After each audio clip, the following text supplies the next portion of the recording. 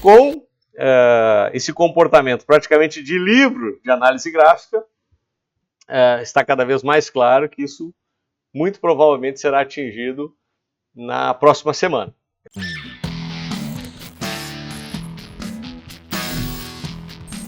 Olá, amigos e amigas da Focalize, sejam bem-vindos aqui ao nosso bate-papo da sexta, esse espaço onde analisamos o que aconteceu de mais relevante na semana, o impacto nos ativos e qual a nossa expectativa para a próxima semana.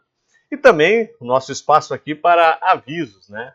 Sem antes lembrar, né, quem não acreditava no que eu falei há 3 semanas atrás, que a nossa bolsa poderia bater nos 130 mil e o nosso dólar poderia vir a 5,70, hein? Estamos chegando lá e já vou explicar o porquê e como isso pode vir a acontecer. Bom, temos 2 lançamentos para falar para vocês. O primeiro deles é uma novidade bem legal. A gente está lançando o Focalize 360, que é uma plataforma com lives, sempre com assuntos diferentes em relação ao mercado de investimentos. Então, qual é que aqui é a grande sacada do negócio? Você se inscreve apenas uma vez e você já estará automaticamente inscrito para todas as lives, onde a gente vai sempre avisá-los da data, do horário, lembretes, tudo mais. E totalmente gratuito. Então, semana sim, semana não, nós sempre teremos algum conteúdo novo, relevante, para reforçar o seu conhecimento de investimentos. Então, por exemplo, eu e o Júlio fizemos a live em janeiro, falando dos investimentos, as oportunidades para 2025, e na próxima semana já vem a próxima live, onde vamos ensiná-los a como fazer uma análise fundamentalista inteligente e como encontrar oportunidades usando as métricas e os múltiplos da análise fundamentalista. Então, vai valer muito a pena. Você se inscreve para essa live e nós já vamos colocar todas as sequências, as datas das próximas, e você já vai estar automaticamente inscrito em todas elas.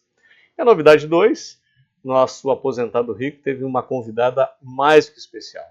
Nathalie Lazari trabalha com concessão de cidadania, especialmente europeia, e com ênfase na cidadania italiana, que hoje seria um dos passaportes mais poderosos do mundo. Foi uma verdadeira aula, onde você vai entender que ter uma cidadania, uma dupla cidadania, não é só ter filas mais rápidas de imigração em aeroporto.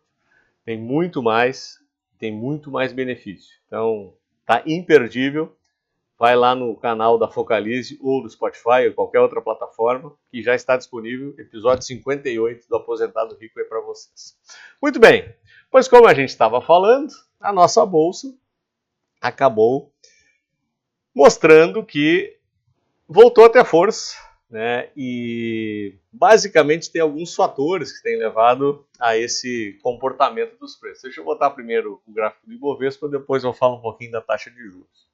Vocês devem lembrar que na formação desse segundo pivô, nós esperávamos aqui um pullback clássico na cabeça do pivô rompido e da média de 21 períodos para pegar força e a partir da retomada da alta, montar mais um pivô de alta. Esse pivô, sim, dando sustentação para atingirmos o movimento, ou o final desse primeiro movimento, lá nos 129.700 pontos, 130 mil pontos, que é o alvo esperado já desde o primeiro pivô.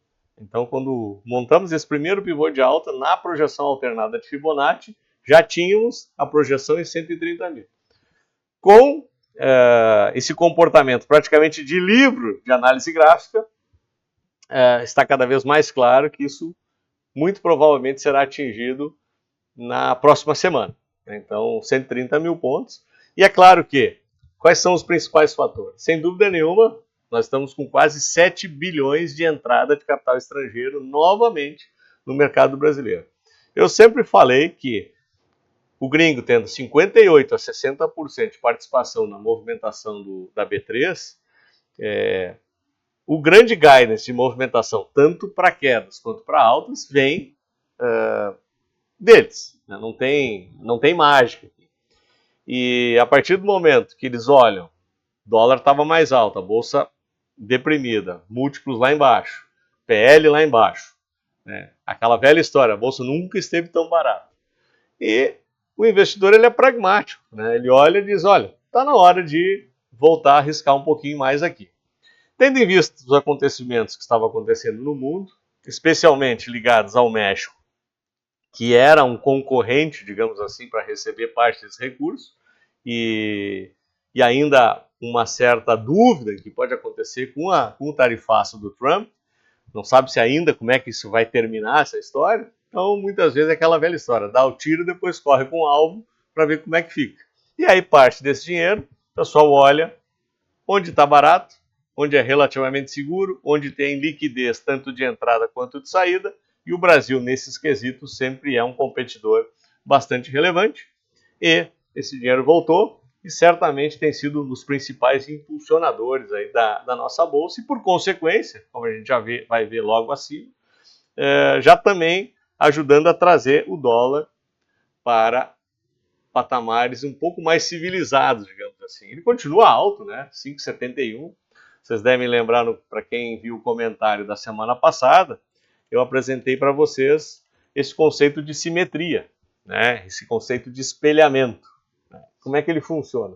Repare que se você traça uma linha central aqui, ó, como se fosse um espelho, você olha para o lado de cá do espelho, olha para o lado de lá do espelho e você vê a imagem refletida. Isso parece bruxaria, né? E no reflexo da imagem, essa pernada aqui, ó, é a mesma desta aqui. Então, eu comentei que possivelmente nós poderíamos ver o dólar ainda em 5,50. Mas o 5,70 já é um patamar que seria bastante provável. Tanto é que é onde ele está batendo hoje, já cumprindo parte dessa movimentação. Reparem que aqui nós já temos um movimento em um V invertido, como vocês podem ver aqui no gráfico, já perdendo parte da LTA, da linha de tendência de alta, que poderia suscitar esse movimento simétrico até os 5,50. 5,50, eu também comentei no vídeo da semana passada, na minha visão, é o novo 5. Né? Quando nós entendíamos que 5 era um patamar de suporte, há alguns meses atrás, eu acredito que 5,50 é um novo patamar de referência para um dólar barato. Né? Então, a gente tem que entender que esses patamares eles costumam alterar-se, né? E nesse momento, acho que o 5,50 é um patamar bastante razoável já para termos o que a gente chama de um dólar no preço. Se não está 100% certo, ele está mais ajustado. Evidentemente que 6, 6,10, 6,20 tem um componente de risco aqui embutido, e aí, na minha visão, é ponto de venda. Então, 5,70 já dá para começar a pensar em compras, mas 5,50 realmente passa a ser, eu ainda brincava, né, comparado ao IPCA mais 7, né, quando a gente tem as oportunidades também na renda fixa. E, por consequência, alguns elementos também que puxaram o DI para baixo, não ainda em patamares que eu chamo de civilizados, ainda em patamares muito altos, 14,70, mas o que está sendo levado em conta aqui? Nós temos os dados preliminares em relação à expectativa de crescimento do Brasil para 2025. E dados, inclusive, do Ministério da Fazenda, que saíram essa semana, já ajustaram para baixo o crescimento do PIB. Sendo que algumas casas já enxergam problemas no segundo semestre desse ano. Então, baseado nisso, de novo, né, o Banco Central ele precisa tomar cuidado em relação à dose do remédio para não matar o doente. Então, já se fala que a subida de taxa contratada para a próxima reunião do cupom, ela ainda vai acontecer, mas não necessariamente precise ter uma próxima alta. Então, parte desse ajuste que a gente começa a ver na taxa DI também é parte já um pouco disso. E, por outro lado, são dados que começam a sair preliminares de pesquisa, que a popularidade do presidente Lula continua lomba abaixo. Hoje saiu uma pesquisa do Datafolha, onde ele atingiu a menor patamar de popularidade da sua história, né, nos 2 primeiros mandatos e agora esse. Nunca teve uma taxa de rejeição tão alta, né, ou uma taxa de desaprovação em seu governo tão alta. E, obviamente, que só perde para sua companheira Dilma, né, que talvez tenha tido uma das maiores rejeições junto com o Collor nessa última fase democrática do Brasil. E, ao mesmo tempo, saíram pesquisas já antecipando um possível pleito eleitoral para 2026 e o crescimento de Tarcísio também começou a alertar, que a gente brinca aqui, alertar os gansos. Né? E, evidentemente, que o mercado olha para uma possível troca de governo de forma muito positiva, tendo em vista essa posição gastadora que esse governo tem, de não mostrar uma preocupação crível com o fiscal, que é inflacionário, todo mundo sabe disso. E a partir desta lógica, nós já temos uma animação por parte do mercado, né, onde tem um candidato que começa a se tornar possível para o pleito, e o principal concorrente, que é o Lula, despencando. E quanto mais ele fala, eu já falei disso, na minha visão ele já está com prazo de validade vencido, né? Soma-se a essa queda de popularidade. E evidentemente que para quem vai em supermercado começa a ver o que está acontecendo em relação à inflação, pega no bolso e aí não tem jeito. Então, isso tudo somado acabou também corroborando um pouco com a animação do comportamento das bolsas. E lá fora, quando a gente olha para o S&P, o que a gente visualiza? A retomada do movimento ascendente, já muito próximo de testar o topo histórico, igual Nasdaq. Aqui é um somatório de fatores que vão desde a temporada de resultados que vem sendo boa, como alguns impactos das negociações, das medidas do presidente Trump, que se tem uma expectativa positiva em alguns setores. Né? E a Europa surpreendendo também de forma muito positiva, olha o movimento.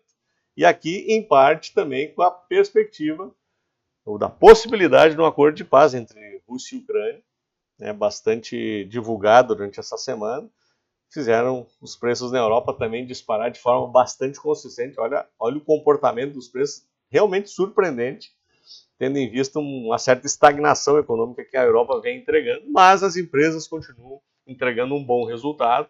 Isso, obviamente, se reflete no preço do índice. E esse cenário de acomodação, como a gente vem vendo, no cenário político e econômico, também traz um pouco mais de tranquilidade no VIX. Voltamos aqui para a faixa dos 15, então o índice do medo também corrobora com todo esse processo.